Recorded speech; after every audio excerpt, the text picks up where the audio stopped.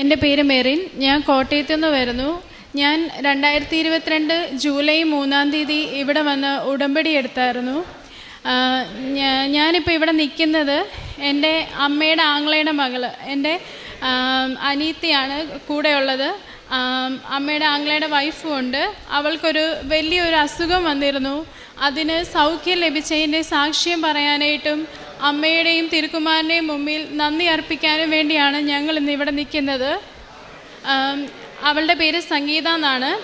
25 വയസ്സ് പ്രായമുള്ളപ്പോൾ, അതായത് കഴിഞ്ഞ വർഷം 2023 മെയ് മാസം ഒരു പകുതിയൊക്കെ ആയപ്പോൾ അവൾ ഒരു പ്രൈവറ്റ് കമ്പനിയിൽ ജോലി ചെയ്യുകയായിരുന്നു. അത് റിസൈൻ ചെയ്ത് പഠിക്കാൻ വേണ്ടി, പുറത്തു പോയി പഠിക്കാൻ വേണ്ടി IELTS പഠിക്കാനായിട്ട് വീട്ടിലേക്ക് വന്നു. ഡിസംബർ മാസത്തിലാണ് അവൾ ജോലി റിസൈൻ ചെയ്ത് വന്നത്. IELTS പഠിച്ച് പരീക്ഷ എഴുതി റിസൾട്ട് വന്നപ്പോൾ അവൾക്ക് പോകാൻ ഉള്ള മാർക്കൊന്നും അതിൻ്റെ അകത്തില്ലായിരുന്നു. മാർക്ക് കുറഞ്ഞതിൻ്റെ ഒരു വിഷമമായിരിക്കുമെന്ന് ഞങ്ങൾ ആദ്യം വിചാരിച്ചത്. ഒരാഴ്ച കഴിഞ്ഞപ്പോൾ അവൾക്ക് പെട്ടെന്നൊരു മാറ്റം, സ്വഭാവത്തിൽ മാറ്റം, പരസ്പര വിരുദ്ധമായി പെരുമാറുന്നു. ഉറക്കത്തിൽ നിന്ന് എഴുന്നേറ്റ് വന്ന് ഹാളിൽ രാത്രി പാതിരാത്രി 1 മണിക്കും 2 മണിക്കുമൊക്കെ എഴുന്നേറ്റ് വന്ന് തന്നെ ഇരിക്കും. പെട്ടെന്ന് കൂടെ കിടക്കുന്ന അനീത്തി കൂടെ കിടക്കുന്നുണ്ട്. അവൾ കാണാതെ വരുമ്പോൾ പെട്ടെന്ന് പോയി നോക്കുമ്പോൾ ഹോളിൽ ഒറ്റയ്ക്കിരിക്കുന്ന കാണും. ഭയങ്കര വിഷമം.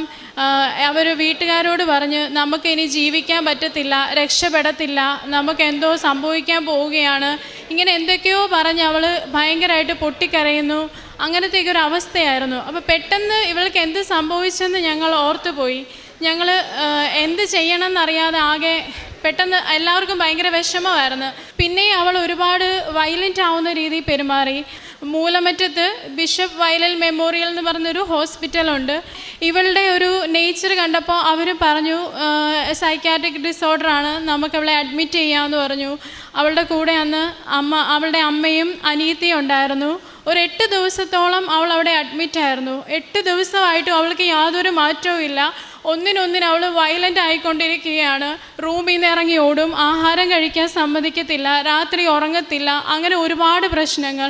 ലാസ്റ്റ് ഞങ്ങൾ അവിടുന്ന് അവരോട് പറഞ്ഞ് നിങ്ങളുടെ മെഡിസിൻ കഴിച്ചിട്ട് ഒരു മാറ്റവും ഇല്ല, ഞങ്ങൾ പോവാമെന്ന് പറഞ്ഞ് ഞങ്ങൾ അവിടുന്ന് ഡിസ്ചാർജ് വാങ്ങി നമ്മുടെ കോട്ടയത്ത് കാരിത്താസ് ഹോസ്പിറ്റലിൽ അവളെ കൊണ്ടുവന്നു. അവിടെ കൊണ്ടുവന്ന് ഡോക്ടേഴ്സിനെ കാണിച്ചപ്പോഴും അവർ പറഞ്ഞു സൈക്കാട്രിക് ഇഷ്യൂ ആണെന്ന് പറഞ്ഞ് സൈക്കാട്രിക് വാർഡിൽ തന്നെ അവളെ അഡ്മിറ്റ് ചെയ്തു. 1-2 ദിവസം കഴിഞ്ഞപ്പോൾ ഇവൾ പിന്നെയും ഭയങ്കരമായിട്ട് വയലൻ്റ് ആവുന്നു. പിന്നെ പെട്ടെന്ന് കൊച്ചിന് എന്തോ ഒരു തളർച്ച പോലൊക്കെ വന്ന് അബോധാവസ്ഥയിലാകുന്ന പോലെ നമ്മൾ കണ്ടു.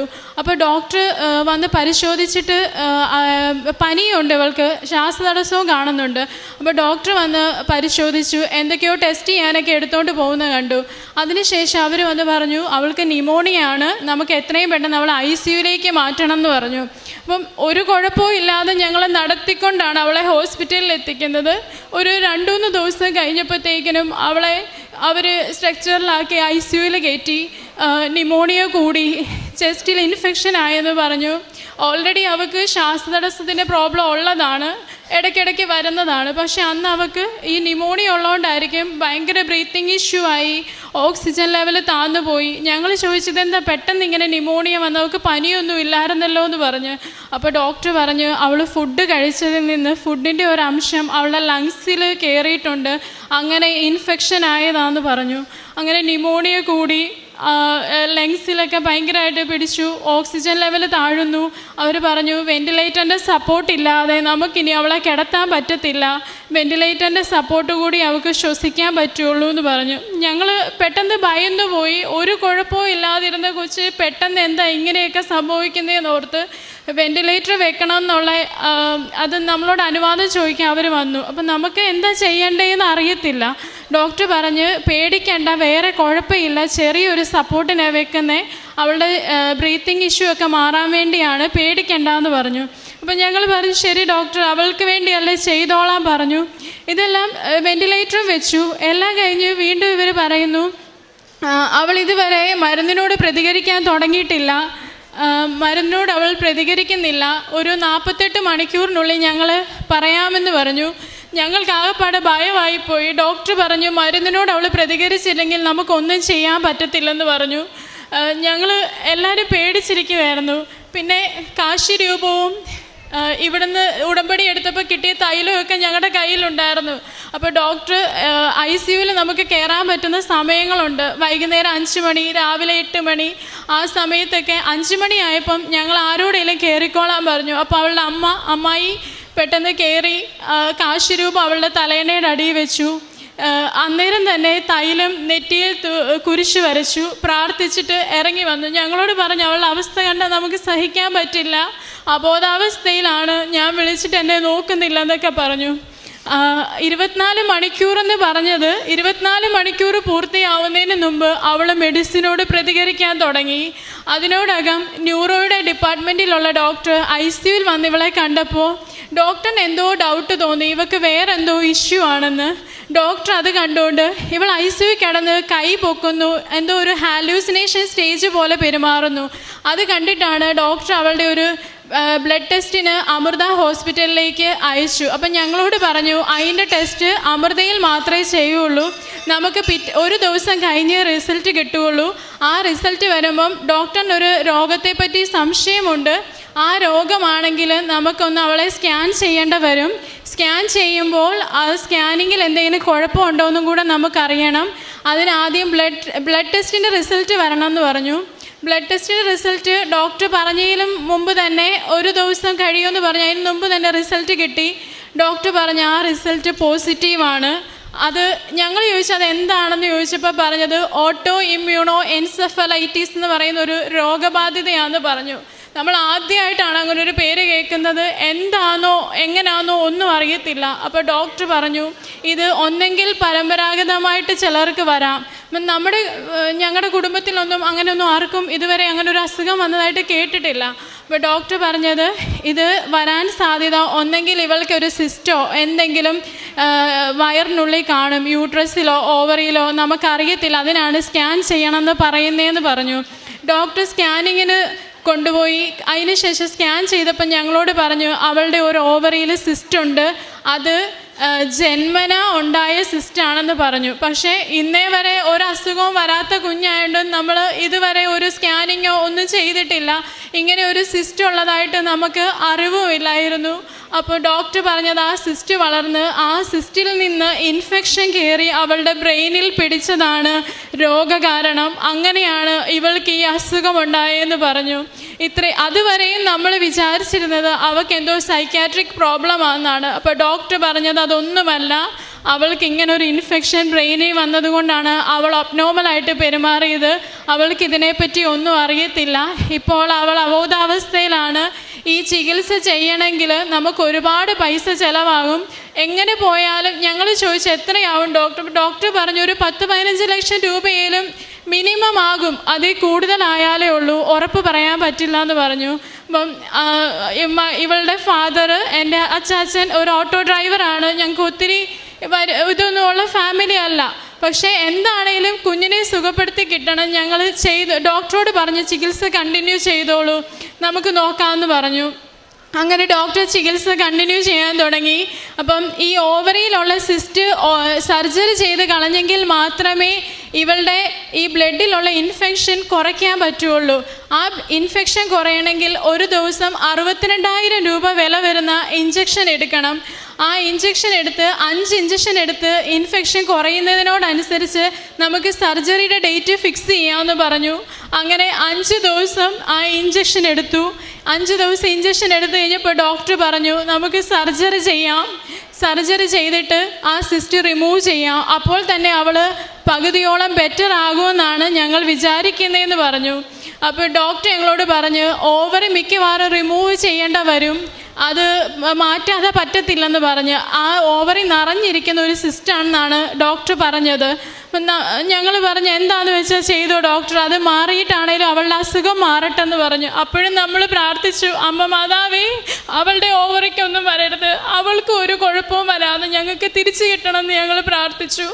അവളുടെ സർജറി കഴിഞ്ഞപ്പോൾ ഡോക്ടർ പറഞ്ഞു ഓവറി റിമൂവ് ചെയ്യേണ്ട വന്നില്ല, ഓവറിയിൽ നിറഞ്ഞിരിക്കുന്ന ഒരു സിസ്റ്റാണ്, അങ്ങനെ ഇതുവരെ ഞാൻ ചെയ്തിട്ടില്ല, ആദ്യമായിട്ടാണ് ആ സിസ്റ്റ് മാത്രമായിട്ട് റിമൂവ് ചെയ്യാൻ പറ്റി, ഓവറി എടുത്ത് കളയേണ്ട വന്നില്ല എന്ന് പറഞ്ഞു.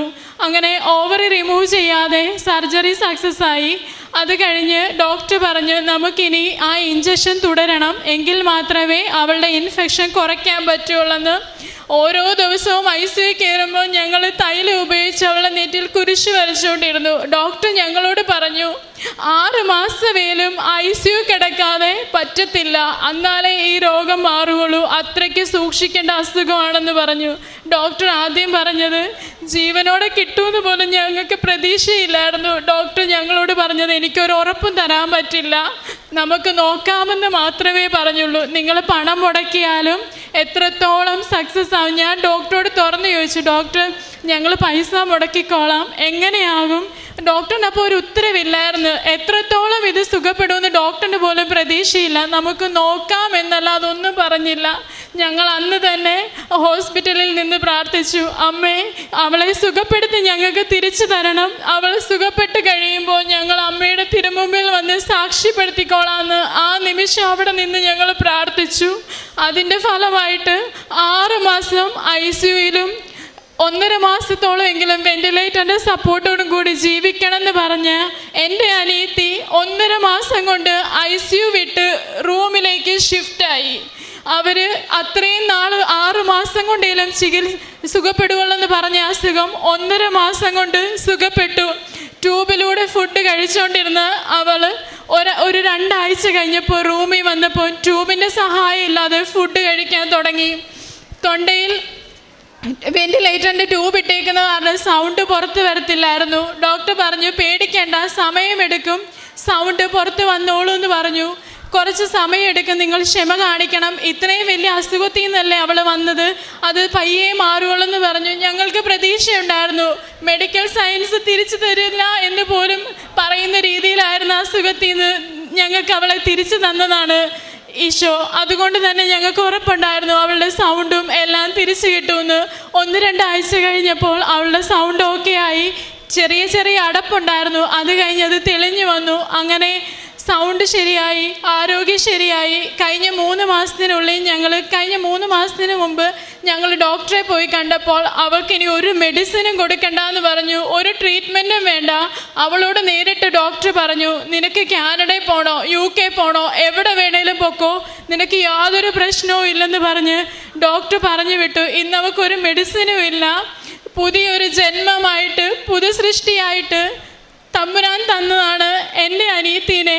അതിന് അമ്മ മാതാവിനോടും ഈശോ മിശിഹായോടും ഒരുപാട് നന്ദി, കോടാനുകോടി നന്ദി ഞാനും എൻ്റെ കുടുംബവും അർപ്പിക്കുന്നു. എൻ്റെ പേര് സംഗീത.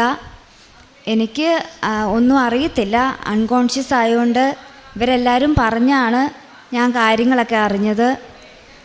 ഈശോയ്ക്കും മാതാവിൻ്റെയും കൃപയാൽ ഈ ഒരു പുതിയ ജീവിതം തന്നതിന് നന്ദിയുണ്ട്. പരിശുദ്ധ അമ്മയുടെ മധ്യസ്ഥ സഹായത്തിലേറെ പ്രത്യേകിച്ച് ഈ സഹോദരിയുടെ സാക്ഷ്യം പറയാനാണ് ഇപ്പോൾ ഈ കുടുംബം ഇവിടെ നിൽക്കുന്നത്. അതിന് വ്യക്തമായിട്ട് ആ സാക്ഷ്യം പറയുകയും ചെയ്യുന്നു. ഇവിടെ ഇപ്പോൾ ഈ അൾത്താരയിൽ വെന്റിലേറ്ററിൽ നിന്നും ICUയിൽ നിന്നുമൊക്കെ വളരെ ക്രിട്ടിക്കലായിട്ട് ഒരു പക്ഷേ ഡോക്ടർമാരും ഒക്കെ വിധി പറഞ്ഞ ആളുകളെല്ലാം ഈ അൾത്താരയിൽ വന്ന് സാക്ഷ്യം പറയുവാനായിട്ട് ദൈവം ഇടവരുത്തുന്നുണ്ടെങ്കിൽ ദൈവം ആഗ്രഹിക്കുന്ന ഏറ്റവും പ്രധാനപ്പെട്ടത് കർത്താവ് പറയുന്നത് ഞാനാണ് പുനരുത്ഥാനവും ജീവനുമെന്നും. ഒരു വ്യക്തിയെക്കുറിച്ച്, ഒരു സാഹചര്യത്തെക്കുറിച്ച് അവസാന വാക്കു പറയേണ്ടത് ദൈവമാണ്, കർത്താവാണ് എന്നുള്ളൊരു ബോധ്യം ഓരോ ദിവസവും ഈ അൾത്താരയിൽ പറയുന്ന സാക്ഷ്യങ്ങളിൽ നിന്ന് അത് നമുക്ക് വ്യക്തമാണ്. പരിശുദ്ധ അമ്മയ്ക്ക് ഈ ഒരു കർത്താവിൻ്റെ ഈ ഒരു തീരുമാനത്തിൽ വ്യക്തമായിട്ട് ഇൻ്റർഫിയർ ചെയ്യുവാനായിട്ടൊരു സ്വർഗീയ അധികാരം അമ്മയ്ക്ക് നൽകിയിട്ടുണ്ടെന്നുള്ളതാണല്ലോ മരിയൻ ഉടമ്പടിയുടെ ഏറ്റവും പ്രധാനപ്പെട്ട ഒരു ഘടകമെന്ന് പറയുന്നത്. അപ്പം ഇവിടെ ഉടമ്പടി എടുത്ത് പ്രാർത്ഥിച്ചപ്പോൾ ഏറെ പ്രധാനപ്പെട്ടത് 6 മാസം കൊണ്ടൊക്കെ പറഞ്ഞ ഒരു റിക്കവറി 1 മാസത്തിനുള്ളിൽ തന്നെ നടന്ന് ശബ്ദം തിരികെ കെട്ടി അൾത്താരയിൽ ദൈവത്തിന് നന്ദി പറയാൻ തക്കവിധം സമയച്ചുരുക്കം സംഭവിച്ചു എന്നുള്ളതാണ് ഈ സാക്ഷ്യത്തിൽ ഏറ്റവും പ്രധാനപ്പെട്ടത്. അപ്പോൾ ഹൃദയം നുറുങ്ങിയുള്ള നമ്മുടെ പ്രാർത്ഥനയും ഉടമ്പടിയിലൂടെ നമ്മുടെ പ്രാർത്ഥനയും പരിശുദ്ധ അമ്മ ഇത്തരണത്തിൽ ദൈവാനുഭവത്തിൻ്റെ വലിയ അനുഭവങ്ങളാക്കി അൾത്താരയിൽ എത്തിക്കുമ്പം വീണ്ടും പ്രത്യക്ഷീകരണത്തിൻ്റെ വലിയ അനുഭവം ഈ ലോകത്തിന് മുമ്പിൽ പ്രഖ്യാപിക്കുവാനായിട്ട് ഈ ഒരു കുടുംബത്തിന് സാധിച്ചതിനെ പ്രതിയും ഇവർക്ക് ലഭിച്ച എല്ലാ സൗഖ്യത്തിനെയും പ്രതി കരങ്ങളടിച്ച് ദൈവത്തിൻ്റെ നാമ മഹത്വം